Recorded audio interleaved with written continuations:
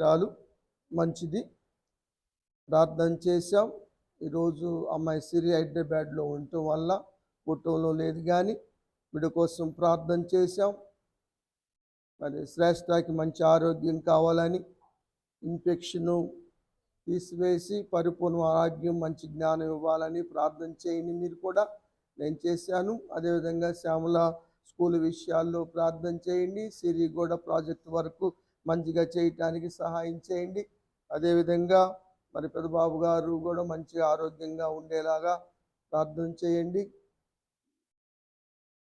కిరణు అనుషాలను కూడా దీవించేలాగా ప్రార్థన చేయండి. మరి ముఖ్యంగా మరి అక్షయ ఆనశ్రయ కూడా దీవించబడేలాగా ప్రార్థన చేయండి. నేను చేసినట్టుగానే మీరు కూడా మీకు ప్రార్థనలో జ్ఞాపకం చేసుకోండి. ఈ ఉపవాసాలు 40 దినాలు మనం ప్రత్యేకంగా వీరి కోసం ప్రార్థన చేద్దాం. అయితే ఈరోజు మరి ఉపవాస ప్రార్థన కూటం కనుక కొంత ఉపవాసాన్ని గురించి చెప్తాను. ఏమా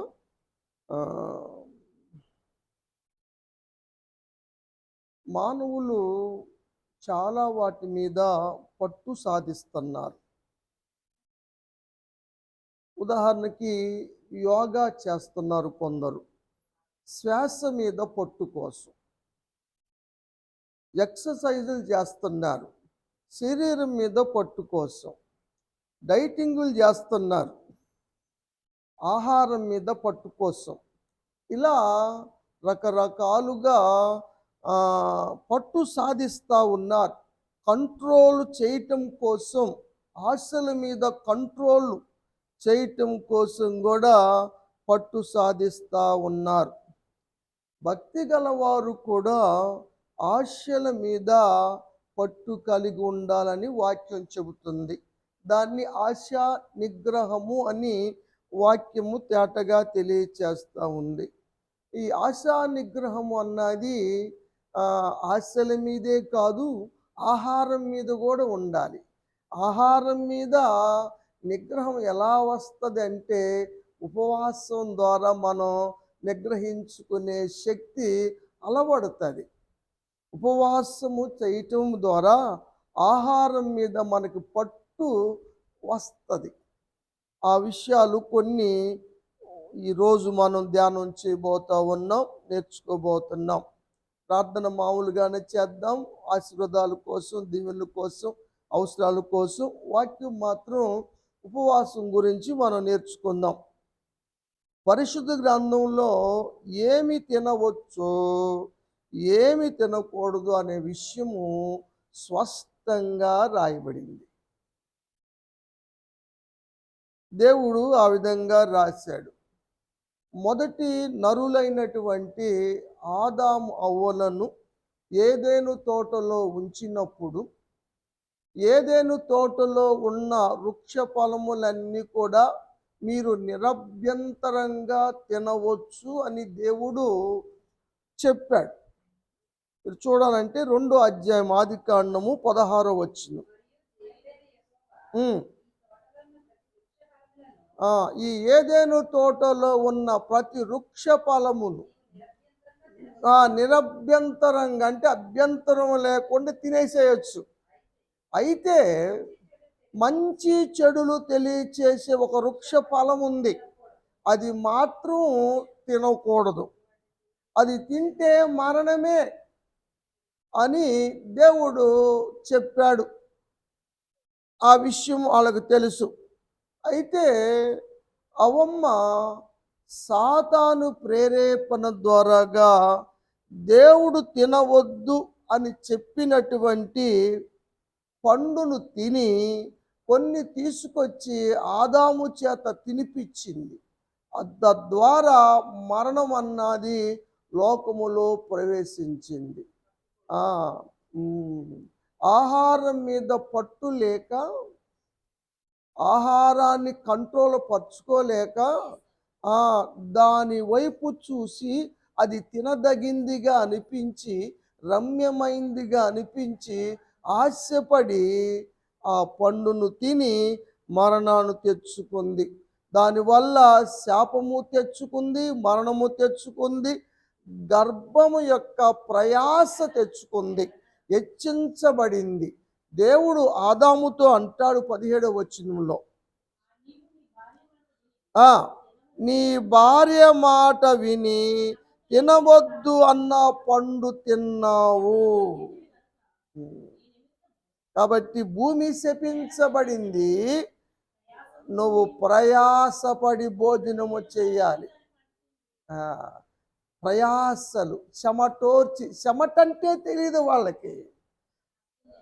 కష్టము తెలియకోకుండా దేవుడు చేస్తే తిండి మీద కంట్రోల్ లేక కోరి కోరి కష్టాలు తెచ్చుకున్నాడు మానవుడు అన్నది ఏదైనా తోటలోనే మనం చూస్తాం.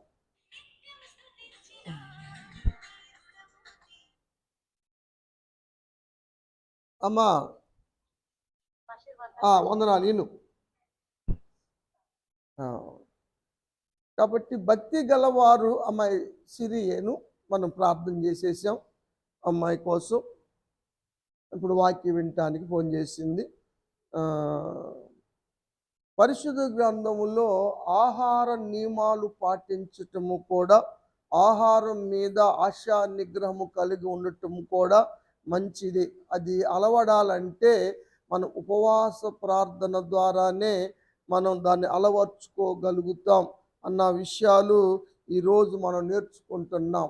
ఆహారం మీద కంట్రోల్ లేనటువంటి అవ్వమ్మ తినవద్దన్న పండు తిని తన భర్త చేత తినిపించి ప్రయాసలు తెచ్చుకున్నారు, మరణం తెచ్చుకున్నారు, గర్భ వేదన తెచ్చుకున్నారు, చెమటోర్చి కష్టపడి ప్రయాసపడవలసిన పరిస్థితిని తీసుకొచ్చారు. అందుకనే ఆహారం మీద ఆశా నిగ్రహము కలిగి ఉంటే ఈ పరిస్థితి కలిగేది కాదు. అది దేవుడు తినవద్దన్న పండు నేను తినను. అది తినపోతే ఏమైంది? ఎన్ని లేవు తినటానికి? ఈ తోటలోని అన్నీ తినవచ్చు, అది తప్ప. అది వద్దన్న దాన్ని చేయటము మానవ నైజం, సహజంగా. కదా, నక్క పాట పాడతారు కదా, ద్రాక్షాలు కనపడలకే తినాలనుకొని ఎంతో సంతోషంగా ద్రాక్ష కాడకు వచ్చిందంట. ఎగిరి ఎగిరి ఎగిరి ఇక అందపోయాలకే ఈ ద్రాక్షాలు తినకూడదు, ఇది పులుపు ద్రాక్షాలు. అందుకనే అందని ద్రాక్ష పులుపు అన్నారు పెద్దలు. అందుకే అది సంగతి.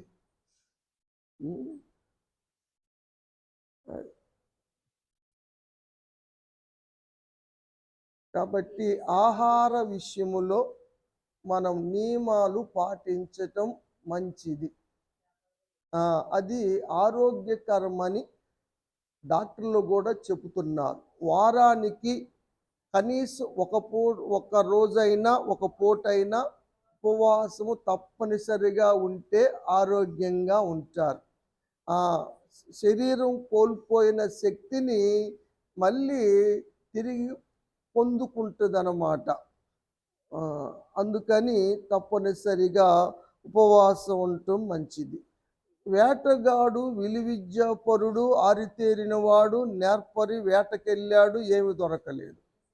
ఏశావు అలసిపోయాడు, ఇంటికి వచ్చాడు, ఆకలి అవుతుంది. యాకోబు గారు కూరండుతున్నాడు వంటగదిలో. గుమగుమలాడుతూ ఉంది, వాసన వస్తుంది, అసలే ఆకలి మీద వచ్చాడు. రే తమ్ముడా, కొంచెం కూరైరా, ఆకలి అవుతుంది అని అడిగాడు. అడిగితే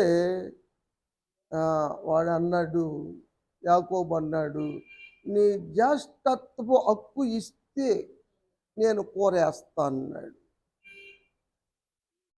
చూడమ్మా, ఒక విషయం ఏమిటంటే ఇక్కడ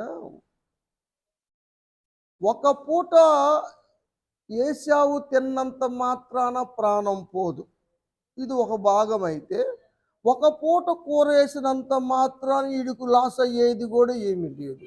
అయినా దేవుడు ఫలం ఇస్తాడని వాక్యములో మనం చూస్తున్నాం. దేవుడు ఇస్తాడు కదా. ఒక పూట అతడు ఓర్చుకోలేకపోయాడు. ఇదే అవకాశం అనుకొని ఏదో ఫలితం ఆశించి పెట్టకూడదు కదా. ఇప్పుడు అమ్మాయి ఇక్కడ లేకపోయినా కూటమి పెట్టుకున్నా నాకు అమౌంట్ వేసింది, భోజనం చేసిరా పాస్టర్ గారని నాకు. అట్లా కొంతమంది మాకు కుదరదయ్యా, మేము ఏదో కానుకిస్తాంలయ్యా అంటున్నారు. ఇక్కడ ఉన్నవాళ్ళు కూడా ఎవరి ఇష్టాలు వాళ్ళవి, ఇందుట బలవంతం ఏమీ లేదు, పెట్టమని ఏం లేదు. పెట్టినంత మాత్రాన వాళ్ళు కోల్పోయేదేమీ లేదు. ఒక పూట తినపోయినంత మాత్రాన నష్టం కలిగేదేమీ లేదు. ఆరోగ్యమే కానీ అనారోగ్యం కాదు. ఒక పూట ఉండటం మంచిదే, కానీ ఇద్దరు కూడా సరైన విధంగా అవగాహన లేకుండా వారు జీవించినట్టుగా మనం చూస్తాం.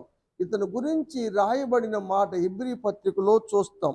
12వ అధ్యాయము 16వ వచనంలో, ఒక్క పూట తిండి కోసం తన జ్యేష్ఠత్వాన్ని అమ్మివేసిన ఏశావు వంటి భ్రష్టుడు.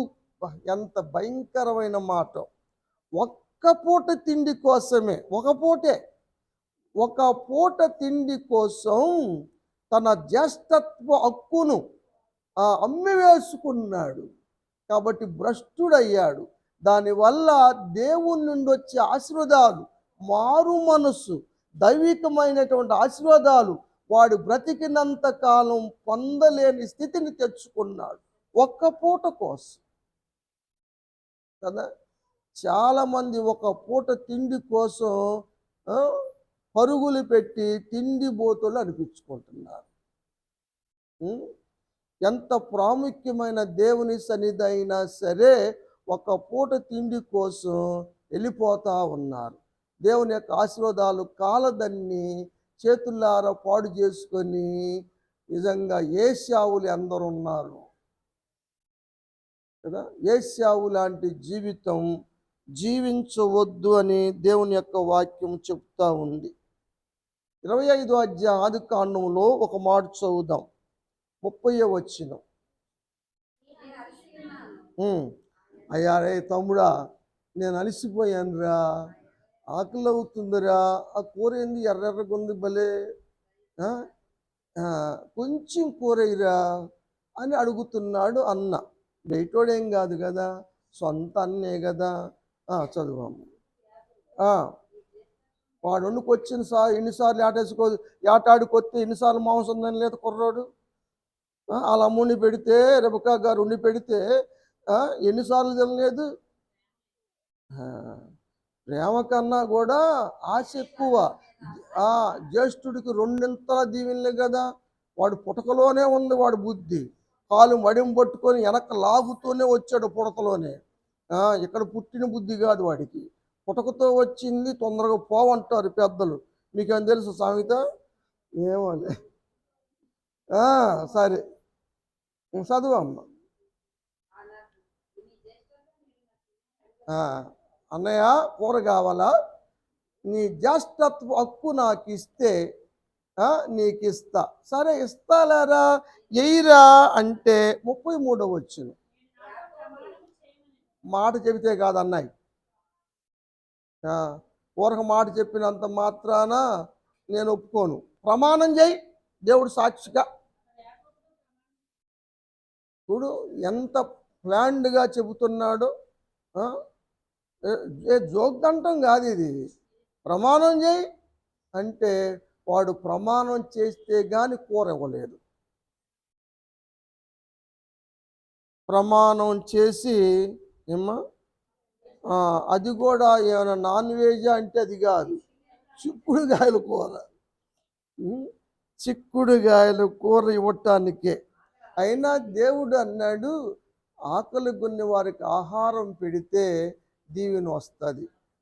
దేవుని శిష్యులని ఉగ్గిండు సల్లీలు ఇచ్చిన ప్రతిఫలం మాత్రం పోగొట్టుకోడు అని చెబుతున్నాడు. ప్రతిఫలం ఇస్తాడుగా దేవుడు.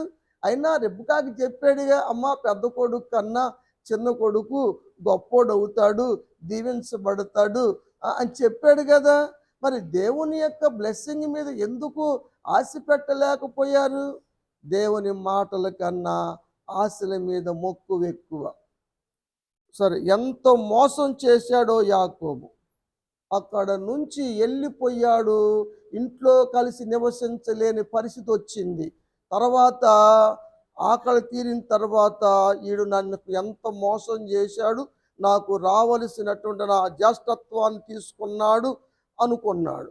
తర్వాత ఆళ్ళలాగా నటించి, ఏశావులాగా నటించి, ఏశావుకు రావాల్సిన దీవెనలన్నీ యాకోబు నేను పెద్ద కుమారుని ఏశావునని చెప్పి ఇసాకు దగ్గర దీవెనలు కొట్టేశాడు.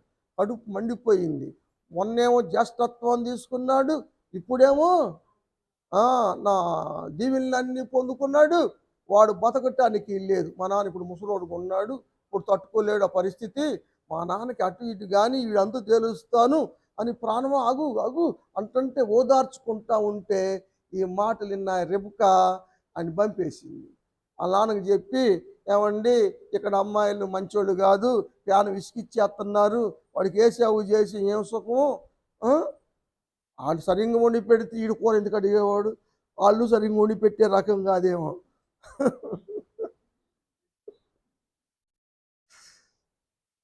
నేను ఇసిగిపోయానండి. కాబట్టి మా పుట్టింటికి పంపుదామని ఒప్పించి ప్రార్థన చేసి పంపించింది. ఆడికెళ్ళాడు. ఆడికెళ్ళిన తర్వాత లాబాను చేత మోసగించబడ్డాడు. అడుగుతాడు, ఒక మాట చదువుదాం. 29వ అధ్యాయం 25వ వచనం.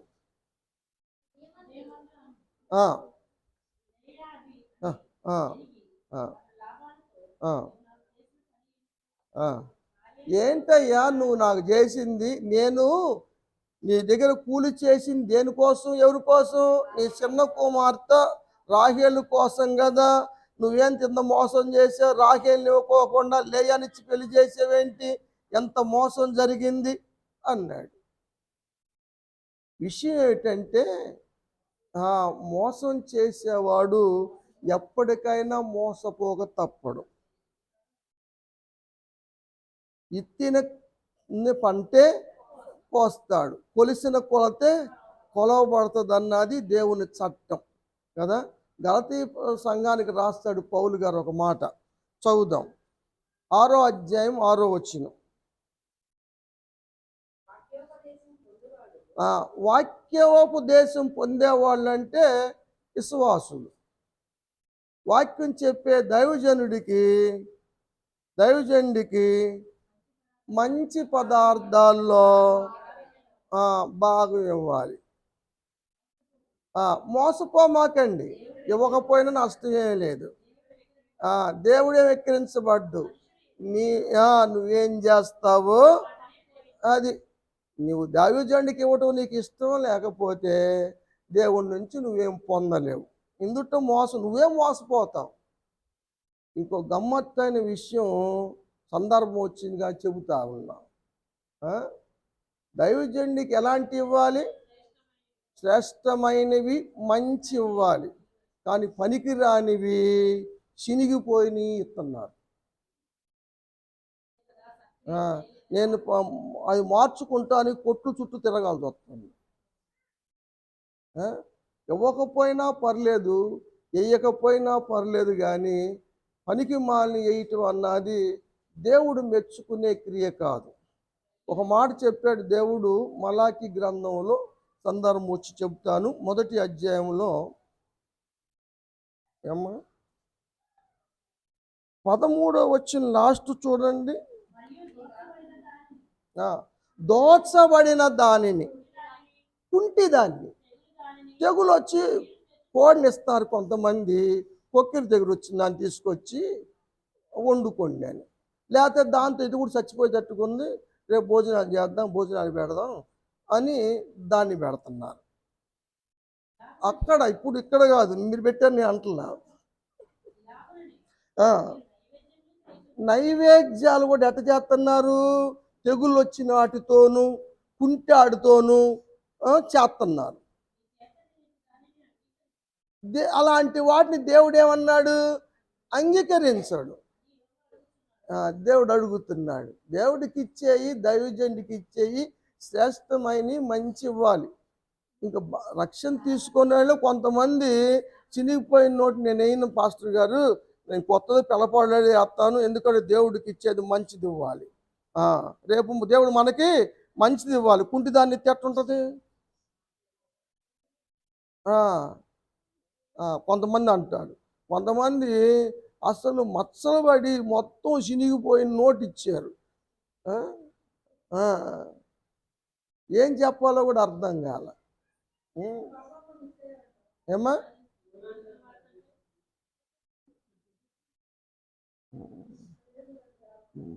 సరే, కాబట్టి మనం చేసే పనులు మన నెత్తి మీదకే వస్తాయి. ఏమ్మా? మీరు చూస్తారుగా, మైసూర్ గారు లెక్కేస్తాడుగా, అసలు పనికి మాలిని. నేను అవన్నీ మళ్ళీ మంచినన్నీ ఏరి పెట్టుకొని మళ్ళీ వచ్చే ఆదివారం నాడు నేనే మళ్ళీ అందరికి ఇలా ఇయ్యాల. చిల్లర తీసుకొచ్చుకోరు ఆడ, పాస్టర్ గారు నుండి చిల్లర ఇస్తాడని. నేను మళ్ళీ పదులు దొరకపోయినా కొట్లో కూడా ఎక్కడ పోయి పదులు తీసుకొచ్చాడు పెట్టాల. మళ్ళీ ఉన్నాయి వాడుకుంటానికి నాకు లేదు, వీళ్ళ కోసం రేపు ఆదివారానికి దాచిపెట్టాలి నేను. అందుట్లో నలిగిపోయి చినిగిపోయి తీసుకెళ్ళి కొట్టోళ్ళ దగ్గర ఏదో ఒకటి మార్చుకొని, లేకపోతే హాస్పిటల్కి తీసుకెళ్ళి నోట్ల హాస్పిటల్కి ఎంతో పర్సెంట్ కట్ చేసి ఇచ్చేసి తీసుకొచ్చుకోవాలి. అసలు వేయకపోతే పేసేయలేదు. 23 సంవత్సరాలు నేను ఊరిని మీరు వెయ్యండి అని నేను ఎప్పుడు అడగలేదు, అడగను కూడా. కానీ వేస్తే మాత్రం మంచి సందర్భం వచ్చిందిగా చెబుతున్నా దేవునికి. ఎందుకంటే రేపు ఆ కొలత నీకు వస్తుంది, నువ్వు చేసింది వస్తుంది. ఇప్పుడు యాకోబు చేసింది, యాకోబు జరిగింది. మోసపోయాడు. ఒకసారి దైవజనుడు యెరోబాము కాలంలో ప్రవక్త దైవజనుడు ఒకడు పిలిచి, నువ్వు యెరోబాముకు పోయి హెచ్చరిక చేసిరా, అతడు బలిపీఠం మీద అర్పణ అర్పిస్తే బలిపీఠం బద్దలయ్యిద్ది అని చెప్పి రమ్మని చెబితే వెళ్ళాడు. వెళ్ళిన తర్వాత చెప్పాడు, అయ్యా నువ్వు మాత్రం బలి అర్పించొద్దు, బలిపీఠం బద్దలయ్యిద్ది అని చెప్పాడు. కొడతానికి చేయెత్తాడు యెరోబాము, చేయి అట్టానే ఎండిపోయింది. అప్పుడు అర్థమైంది, అయ్యా నా చేయి బాగు చేయయ్యా అని దైవజన్ని ఏడుకున్నాడు, ప్రార్థన చేశాడు. 13వ అధ్యాయం రాజులు మొదటి గ్రంథంలో నేను చెప్తున్న ఈ మాట అంతొద్దు కానీ 15వ వచనం చదవండి. ఇక ఆడు ప్రార్థన చేశాడు దైవజనుడు, స్వస్థత వచ్చింది రాజుగారికి, చేయి బాగు అయింది, మా ఇంటికి రాయా భోజనం చేద్దుకొని అని అన్నాడు. రాజుగారు అన్నాడు, యెరోబాము రాజు అన్నాడు, చదువు.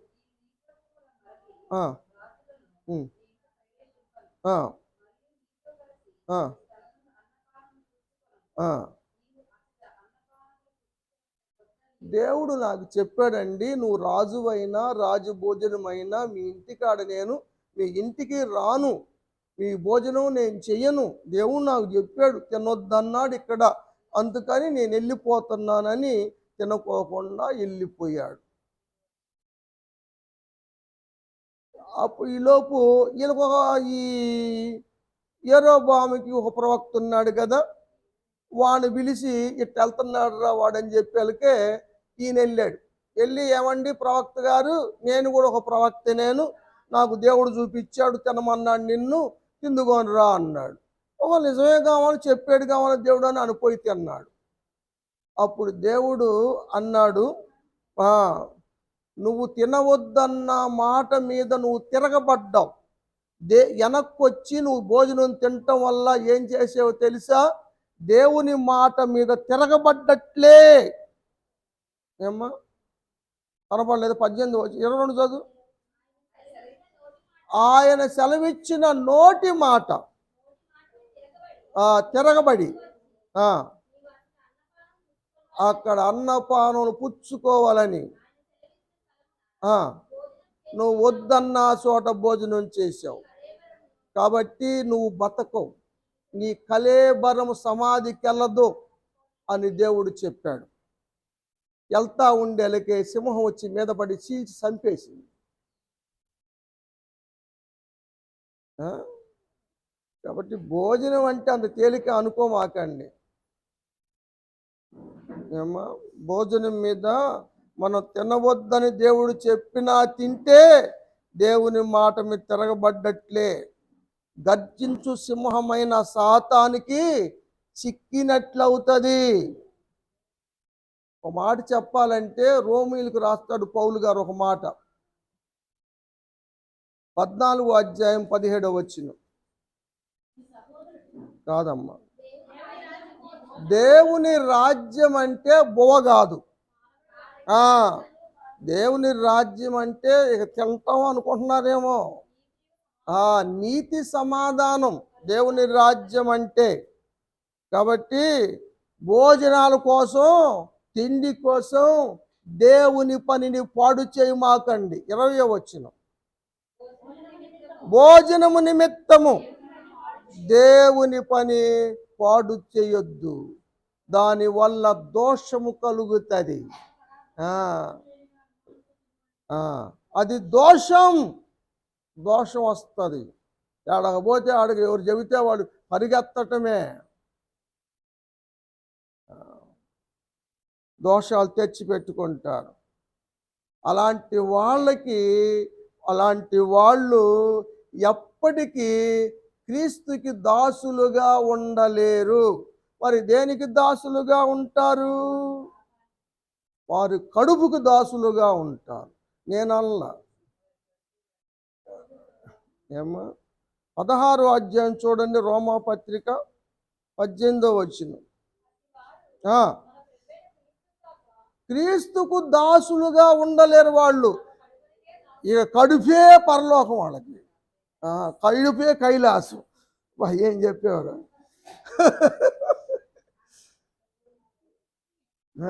పెద్దలు అదే అంటారు, వీడికి కడుపే కైలాసం అని కదా. అందుకని ఆహారం మీద పట్టు సాధించటానికి ఉపవాసాన్ని అలవాటు చేసుకోవాలి. తద్వారా మనకి ఆహారం మీద ఆశా నిగ్రహము కలుగుతుంది కదా. అవ్వమ్మ లేక, ఏశావు లేక, ఆ యొక్క ప్రవక్త లేక మనం చేయకూడదు. అలా చేస్తే నష్టపోతాం కదా. ఇక్కడ ఎంత గొప్ప దేవుని సన్నిధి జరుగుతున్నా కూడా ఫంక్షన్ అంటే వెళ్ళిపోతున్నారు. దానివల్ల మేలు జరిగిద్దని నేను మాత్రం చెప్పలేను. ఆ సంగతి మీరు గమనించాలి. ఇశ్రాయేలు ప్రజలు మాంసాపేక్ష కలిగి దేవదూత తినే ఆహారం కూడా నచ్చక మాకు మాంసం కావాలని ఏడ్చారు, దేవుణ్ణి శోధించారు. దేవుడు వారి ఆశ తీర్చాడు. ఒక మాట చదువుదాం, 78వ కీర్తన 29వ వచనం. దేవుడు విస్తారంగా, ధూళి అంత విస్తారంగా పూరేడు పిట్టలను రప్పించి వాల చేశాడు పాణ్యము చుట్టూ కూడా. వారు ఆశించిన దానిని అనుగ్రహించాడు. వారు ఆశ తీరక ముందే, నోట్లో మాంసం ఉండంగానే దేవుని కోపానికి గురయ్యారు. బలిసిన వారు, బలుపు వచ్చిన వారందరూ హతమైపోయారు. వేసేసాడు దేవుడు, ఏం లేదు. యవ్వనులందరూ కూలిపోయారు. ఇప్పుడు కోళ్ళకు వచ్చిన బాడుపులు వాళ్ళ కూలినోళ్ళు కాదు వాళ్ళు. దేవుని కోపం వల్ల పూరేట్లు పిట్లు తిని కూలినోళ్ళు.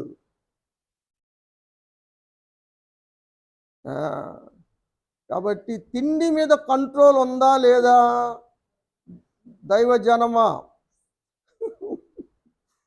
తిండి మీద కంట్రోల్ ఉంటుందా మీకు? తిండి కోసం మనం ఏమి చేస్తున్నాం? విశ్వాసులు ఏముంది, దైవజనులు లేని దైవజను సంతానం ఏముంది. కానీ ఏలీ కుమారులు మాంసాపేక్ష కలిగి బలి అర్పణ వేయక ముందే, మాంసము ఉడకపెట్టక ముందే పచ్చి మాంసాన్ని ఇవ్వమని లాక్కున్నారు ఒప్ని పినహాసులు. ప్రజలకి ఇసుకేసిపోయింది. దేవునికి నైవేద్యము ఇవ్వటానికి అసహ్యం కలిగింది. దానివల్ల శాపం వచ్చింది. ఆ శాపం ఎలాంటిదంటే 3వ అధ్యాయం చూద్దాం, 1 సమూయేలు గ్రంథం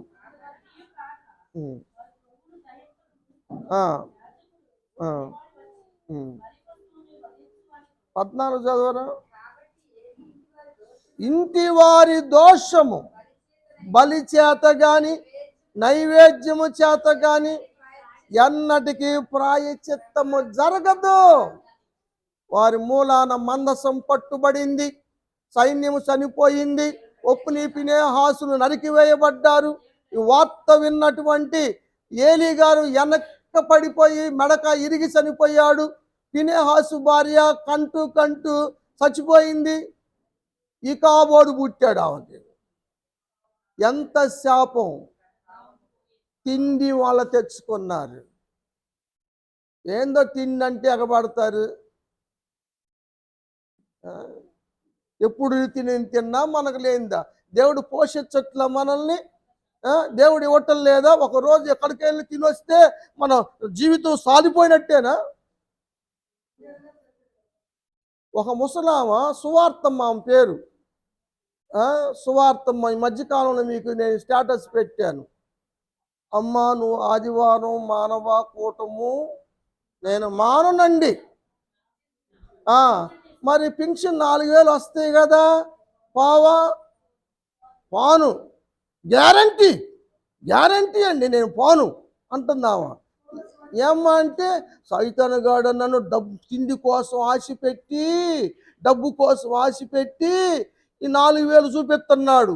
ఒకవేళ నేను ఇక్కడికి వెళ్ళాను అనుకో, దేవుణ్ణి కాదనుకో, 4000 కోసం వెళ్ళాను అనుకో, దేవుడి ప్రాణం తీసేస్తే ఏమైద్ది? 4000 కాపాడితే నన్ను అంది ముసలామ. అదేలేమ్మ.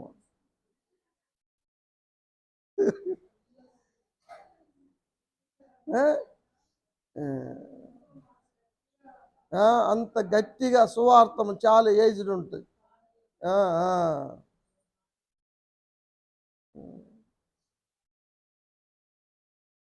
మొహమాటాలు ఎంతవరకంటే దేవునికి అడ్డం రానంత వరకే. ఏదైనా సరే మనకి వాళ్ళు మేలు చేసి ఉండొచ్చు, అయినప్పటికీ మనం కూడా మేలు చేద్దాం, అంతవరకే. దేవుణ్ణి మించి మాత్రం చేస్తే మనం నష్టపోతాం. ఏమ్మా? కాబట్టి అంత విషయం కాదు. దావీదు గారు ఆహారం మీద పట్టు కలిగి ఉన్నాడు. తెలుసా మీకు? 141 కీర్తన ఎవరు రాశారు చూడండి. దావీదు రాసిన కీర్తనే 4వ వచనం లాస్టులో, వారి రుచిగల పదార్థమును నేను తినక ఉందును గాక. ఎంత రుచికరమైన వంటకాలైనా సరే నాకొద్దు, నేను తినను. దేవుడు నన్ను ఈ స్థితిలో ఉంచాడు. గొర్రెలు కాసుకునేవాడిని సింహాసనం మీద కూర్చోబెట్టాడు. ఆయన నన్ను రాజుని చేశాడు అని ఉపకారాలు మర్చిపోయి భోజనాల కోసం ఎట పరిగెడతా? అసలు ఎంత రుచికరమైన పదార్థం కాదు కదా, బంగారం పెట్టిన నేను అన్నాను. అది కంట్రోల్ అంటే, భోజనం మీద కంట్రోల్ అంటే. ఈయన కొడుకు తెలుసుగా, సొలొమోను. ఆయన రాస్తాడు భోజనాల గురించి ఒక మాట. సామెతల గ్రంథం 23వ అధ్యాయం 2వ వచనం, నువ్వు తిండిపోతు అయితే గొంతుకి కత్తి పెట్టుకో, చాలా మంచిది. నిజం. తిండిపోతు అయితే కంట్రోల్ పెట్టుకో. వాళ్ళు రుచికరమైన భోజనం ఆశించమాక, అవి మోసకరమైనవి కదా. ఇప్పుడు ఎంత మోసకరమో ఇప్పుడు అర్థమవుతుంది మీకు. ఉప్పులు కారాలు లేకుండా తినాల్సి వస్తుంది ఇప్పుడు.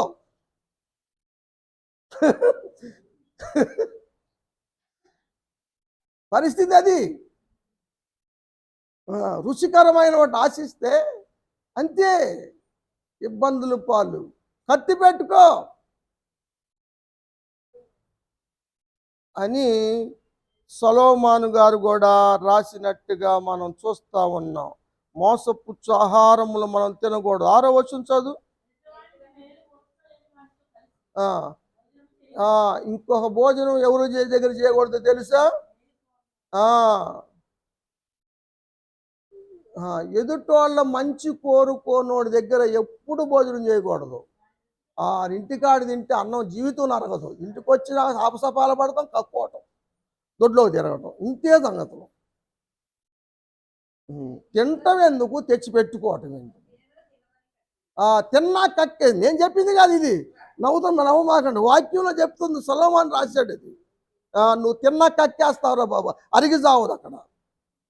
మరి ఎందుకు తినడానికి వెళ్ళా? ఆడు పిలిచాడు, రమ్మన్నాడు, రమ్మంటానికి రమ్మంటారు, నువ్వు ఎన్ని కాడ నుంచి లెక్కలేసుకుంటారు.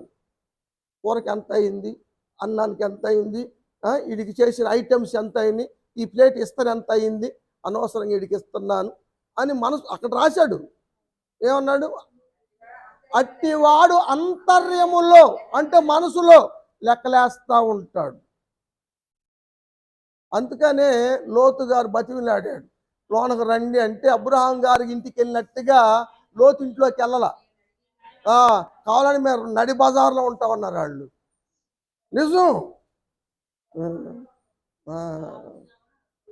కాబట్టి ఆహారం మీద కంట్రోల్ సాధించండిరా. క్రైస్తవ జీవితంలో, భక్తి జీవితంలో ఆశా నిగ్రహం అన్నది చాలా అవసరమని దేవుని యొక్క వాక్యంలో మనం చూస్తూ ఉన్నాం. సౌలు రాజుగారు కర్ణపిశాచం గల ఆమె దగ్గరికి వెళ్ళి ఆమె పెట్టినటువంటి మాంసాన్ని తిని మరణం తెచ్చుకున్నాడు.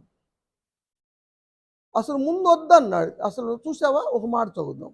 సమూయేలు మొదటి గ్రంథం 28వ అధ్యాయం 22వ వచనం చదవండి.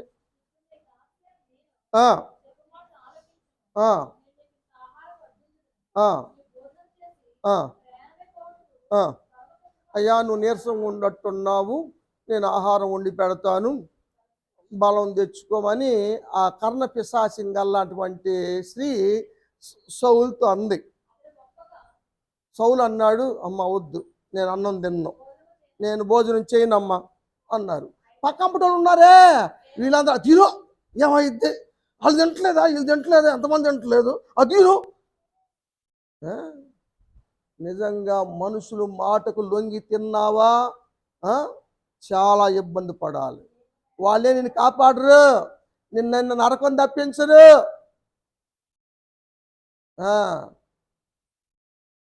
నరకం తప్పించే దేవుడు, కాపాడే దేవుడు. మనుషులు బలవంతం చేశారని, వాళ్ళు తినమన్నారు, ఇలా తినమన్నారని తింటే సౌలు బతుకైంది. దేవుని యొక్క వాక్యం అంటే ఆషామాషి కాదురా. యెహోషాపాతు ఎంత నిష్ఠ గలవాడు, ఎంత మంచి గొప్ప విశ్వాసిగా ఉన్నాడు, భక్తి జీవితం కలిగింది కదా. ఆయన పోయి అహాబు ఇంటికి వెళ్ళాడు. 18వ అధ్యాయం, పేరు కొత్త వాళ్ళు వచ్చినట్టుంటారు చూడ జనవాడ.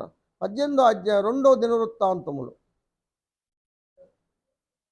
ఇంటే వస్తున్నట్టుంది, రాగా ఇంటి వస్తున్నారు లోనకి. 18వ అధ్యాయం 2వ వచనం. రమేష్ గారు రండి, కూర్చోండి.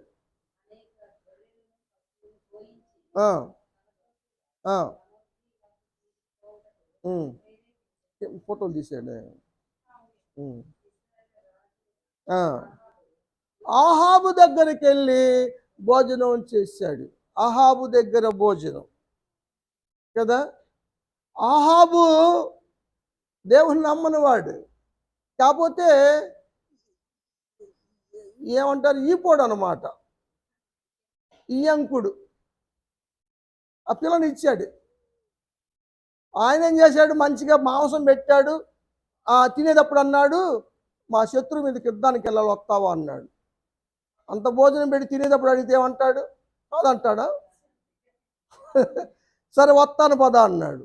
మొత్తం మాను వత్తం కాదు, నాలాగా వేసుకొని రావాలి నువ్వు, నీ స్థానంలో నేను వస్తా, నువ్వేమో యూదా రాజుగా రావద్దు, ఇశ్రాయేలు రాజుగారా అని చెప్పి ఆయన ఈయనకేసాడు. వాళ్ళందరూ అనుకున్నారు ఇశ్రాయేలు రాజును మట్టు పెట్టాలి, ఇశ్రాయేలు రాజు కనబడితే వాడు చుట్టూ రథకులు వెళ్ళిపోండి అని చెప్పాడు. ఇప్పుడు అందరూ ఎవరు చుట్టారు? ప్రాణాపాయం వచ్చింది. అప్పుడు ప్రార్థన చేశాడు. దేవుడు కృప చూపి సహాయం చేశాడు. లేకపోతే ఆ రోజుతోనే పాట పాడాల్సి వచ్చేది. అందుకని భోజన విషయములో పట్టు ఉండాలి. ఆహారం మీద ఆశా నిగ్రహం ఉండాలి. దాన్ని అవలంబించుకుంటానికే మనం ఉపవాస ప్రార్థన చేయటం కూడా మంచిది. ప్రభు బల్లలోను, ప్రభు భోజనములోను, దయ్యపు పాత్రల్లోను మనము పాలు పొందనేరము, దేవునికి కోపము తెప్పించదమా అన్నాడు. ఇర్మియా గ్రంథంలో ఒక మాట చదువుదాం. 15వ అధ్యాయం 16వ వచనం. నీ మాటలు నాకు దొరకక నేను భుజించి తిని. మాటలు తినేవాళ్ళు ఉన్నారు ఎవరన్నా ఇక్కడ? ఎవరు తింటున్నారు? పక్కన ముచ్చట్లాడితే పోతుంటే. అవును. కాబట్టి గొప్ప ప్రవక్త అయ్యాడు ఇర్మియా. దేవుని మాటలు బ్రతికించేవి, దేవుని మాటలు ఓదార్చేవి, దేవుని మాటలు జీవం కలిగినవి కదా. యెషయా ప్రవక్త అంటాడు 55వ అధ్యాయంలో 3వ వచనంలో, నా మాటలు వినండి, మీరు వింటే బ్రతుకుదురు. మనసులాగనేంది? తింటే బతుకుతాం. తింటే కాదు, వింటే బ్రతుకుతాం. దేవుని నోట నుండి వచ్చే ప్రతి మాట బ్రతికిస్తుంది. కాబట్టి ఈరోజు మీరు ఉపవాస దీక్ష చేస్తున్నాం కనుక భోజనం చేయకపోయినా దేవుని మాటలు భుజించండి.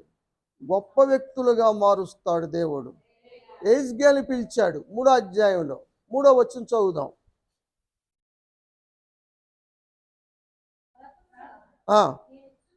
నేనిచ్చి గ్రంథమును ఆహారంగా తీసుకో, దీంతో కడుపు నింపుకో.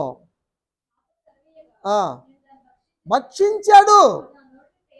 తేనెగా ఉంది కదా, జుంటె తేనెల కన్నా మధురమైందంటాడు దావీదు కదా. బైబిల్ గ్రంథాన్నే తినేసేసాడు. ఎవరు? యెహెజ్కేలు గారు గొప్ప ప్రవక్త అయ్యాడు కదా. ఆత్మ కొనిపోయేది, ఆత్మ వశులో ఉండిపోయేవాడు, గొప్ప దర్శనాలు చూసేవాడు, గొప్పవాడుగా అయ్యాడు కదా. దేవుని గ్రంథాన్ని భుజిస్తున్నారా? ఇంటిపోయి పేపర్లు తిన్నవి లేదు.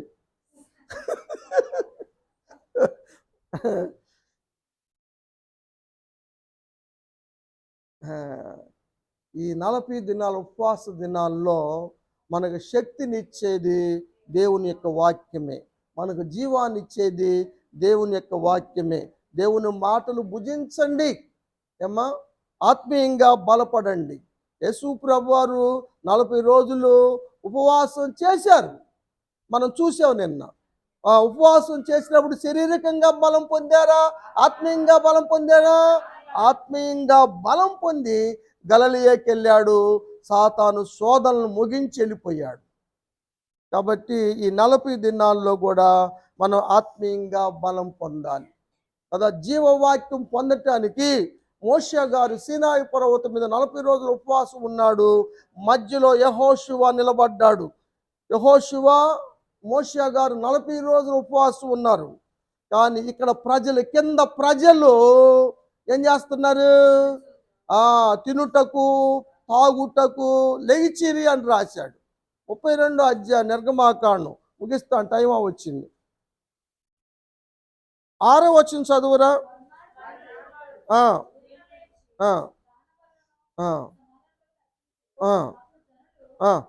జనులు తినుటకు తాగుటకు, వాళ్ళ నాయకుడేమో ప్రజల కోసం ఉపవాసం ఉండి కొండ మీద ఉపవాసం చేస్తూ ఉంటే ప్రజలేమో హాయిగా తింటా ఉన్నారు, తాగుతూ ఉన్నారు, ఎంజాయ్ చేస్తూ ఉన్నారు.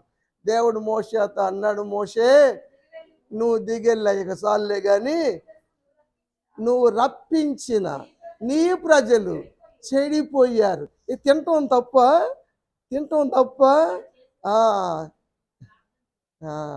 చెడిపోయారు. కాబట్టి తినకూడనివి తింటే చెడిపోతారు. నిన్నోడు గబ్బిలం తిన్నాడంట, వాడు చచ్చిపోయాడు. 3 పిల్లలు చచ్చిపోయారు, వాళ్ళ నుంచి వచ్చిన వైరస్. ఏం తినలేదు. ఉమ్.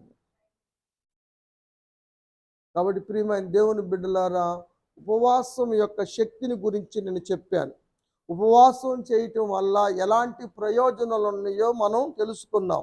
ఈరోజు ఉపవాసం అన్నది మనం ఆహారం మీద పట్టు సాధించటానికి, యోగా చేసిన వాళ్ళు శ్వాస మీద ఎట్ట పట్టు సాధిస్తున్నారో, ఎక్సర్సైజ్ చేసిన వాళ్ళు శరీరం మీద పట్టు ఎలా సాధిస్తున్నారో, ఆహార నియమాలు పాటించే వాళ్ళు ఆశా నిగ్రహం చూపేవాళ్ళు శరీరం మీద పట్టు సాధిస్తున్నారు.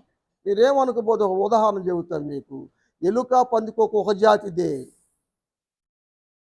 ఎలుక కంట్రోల్లో ఉంటుంది, ఆశా నిగ్రహంతో ఉంటుంది. పందికొక ఆశా నిగ్రహం లేదు. తినే పనే, మేసే పనే, దాని సైజులు అర్థమైపోతుంది. కంట్రోల్. ఇవన్నీ తినకోకుండా, అరే తినరా అంటే మా అంటాడు, నేను ఈరోజు తిన్ను అంటాడు. ఏం తింటారు అంటే, కీరదోసకాయ తింటా, క్యారెట్ తింటా, కుందేలు తిన్నా, తిండి తింటున్నాడు వాడు. కంట్రోల్ అంట. కాబట్టి ఉపవాసము డాక్టర్లు చెప్పినా కూడా ఆరోగ్యకరమైందే. పరిసయ్యులు వారానికి 2 రోజులు ఉంటారు ఉపవాసం. పరిచయుడు ప్రార్థన చేసాడుగా, వారానికి 2 రోజులు ఉంటారు. ఎక్కువ శాతం శుక్రవారం శనివారం ఉంటారు కొంతమంది. మనలో బుధవారాలు ఉండేవాళ్ళు కూడా ఉన్నారు. బుధవారం శనివారం ఉంటారు కొంతమంది. అలా ఏదైనా ఉపవాసం ఉండటం మంచిది. అది మనం శరీరం మీద, ఆహారం మీద పట్టు సాధిస్తాం. పట్టు లేని అవ్వమ్మ తిని మరణాన్ని తెచ్చిపెట్టింది. ఏశావు తిని భ్రష్టుడైపోయాడు, దేవుని యొక్క ఆశీర్వాదాలకి అనర్హుడైపోయాడు. మారు మనసు పొందే ఛాన్స్ వాడి జీవితంలో రాలేదు. సౌలు భుజించి మరణం అయిపోయాడు కదా. ప్రవక్త సైతం భుజించి సింహానికి ఆహారం అయిపోయాడు. కాబట్టి ఆహారం మీద కంట్రోల్ ఉండాలి. కాబట్టి ఉపవాసం ప్రార్థనలో కంట్రోల్ సాధించండి. దేవుడు కృప మీకు తోడే ఉండును గాక. దేవుని దీవెన ఆశీర్వాదాలు మీకు కలుగును గాక. మరి ముఖ్యంగా కూటమి ఏర్పాటు చేసుకున్నటువంటి సిరి కుటుంబాన్ని